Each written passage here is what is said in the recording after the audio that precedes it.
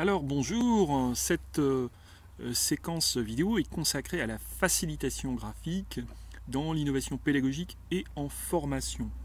La facilitation graphique, c'est ce qui va permettre à une idée de prendre une consistance plus forte, d'être visible, d'être comprise par un maximum d'interlocuteurs. La caractéristique esthétique de la facilitation graphique va aider typiquement à ce qu'une pensée abstraite prenne corps. Alors je vais vous présenter plusieurs exemples de à quoi sert cette facilitation graphique de façon à ce que vous puissiez bien la mesurer, et ensuite je reviendrai à deux idées clés que sont l'idéation et le design thinking. Alors dans les méthodes de facilitation graphique, ce qui vient le plus immédiatement à l'esprit, c'est la méthode des post-it où il s'agit de projeter ses idées sur un mur. On peut aussi mettre en forme un ensemble de savoirs de façon à ce que visuellement et graphiquement cela prenne une plus grande force. Un dessin vaut 1000 mots, dirait un proverbe chinois. Il est aussi possible d'organiser, de structurer des connaissances sous la forme de jeux. Par exemple ici, un jeu de cartes qui va permettre de façon ludique, graphique, esthétique, de rentrer dans des contenus qui peuvent être un peu austères et qui vont, par cette entremise, faciliter une intégration de nouveaux contenus, de nouvelles connaissances, faciliter des prises de notes qui sinon n'auraient peut-être pas lieu. Et puis, nous avons aussi la possibilité, dans des conventions un peu plus importantes, de regrouper des idées, de les structurer, de faire en sorte que les participants eux-mêmes construisent leur savoir.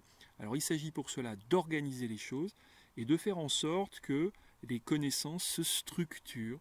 Et donc cela nécessite une préparation et le recours à un graphiste. Voilà quelques idées de ce à quoi sert la facilitation graphique. Alors j'ai évoqué deux notions qui semblent essentielles en matière d'innovation pédagogique et de formation. C'est ce que j'ai appelé en préambule l'idéation, le processus de fabrication et d'émergence d'une idée, et le design thinking, c'est-à-dire une façon d'aider à la pensée de se déployer. Ces deux notions sont liées à l'idée que si on veut être innovant en matière de formation, il s'agit de rendre véritablement les participants acteurs de leur processus d'apprentissage et donc les aider à entrer eux-mêmes dans la création de leur propre dispositif. Donc, la plupart du temps, on a vu les idées reprennent des idées anciennes dans les organisations et sont remises en place. Alors que, en ce qui concerne l'idéation, il est possible d'utiliser d'autres méthodes pour faire en sorte que véritablement les participants soient acteurs de leur processus de formation dès la conception même de ce processus. Il est alors possible de les aider à travailler sur la base de schémas heuristiques, de backcasting, ou encore d'imaginer ensemble des scénarios prospectifs. Ce qui semble intéressant dans le processus d'idéation, c'est d'amener les participants à l'apprentissage, à imaginer les questions du futur et pas simplement à repenser des contenus déjà existants. Alors pour ces mécanismes d'idéation, certains observent des mécanismes dans la nature. Alors on dit que les combinaisons des nageurs auraient été une observation attentive de la peau des dauphins, par exemple, ou que Einstein se serait mis dans la peau d'un proton qui traverserait la galaxie pour en découvrir les mystères. Pourquoi pas? En fait, les contraintes au processus d'idéation vont aider véritablement à imaginer d'autres pratiques, d'autres approches. Si on prend un exemple, Starbucks, la chaîne de café, a imaginé faire réfléchir ses dirigeants sur imaginons le nouveau Starbucks, mais sans parler une seule seconde du café. Qu'est-ce que ça pourrait être un espace Starbucks? De la même façon, développer et penser des espaces d'apprentissage différents en mélangeant les participants, des concepteurs de formation, des graphistes, des consultants, va permettre d'envisager de nouvelles pratiques, de nouveaux modes d'apprentissage. Et en réalité, c'est en développant cet apprentissage ensemble, en réfléchissant à comment on pourrait apprendre, que l'apprentissage se réalise le plus intensément. La deuxième idée que j'avais évoquée, c'était le design thinking. En fait, il est urgent de considérer que l'habitant d'un stage, c'est celui qui se déplace dans le dispositif de formation.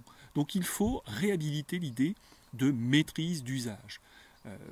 Traditionnellement, la maîtrise d'ouvrage répond à la maîtrise d'œuvre. Un cahier des charges de formation, eh bien, on y répond par une offre de formation. Tout cela est un peu formaté, on oublie l'apprenant. Dans l'idée de design thinking, il s'agit d'associer l'apprenant dans la conception même de la formation qu'il va suivre. Donc, plusieurs modalités pour cela.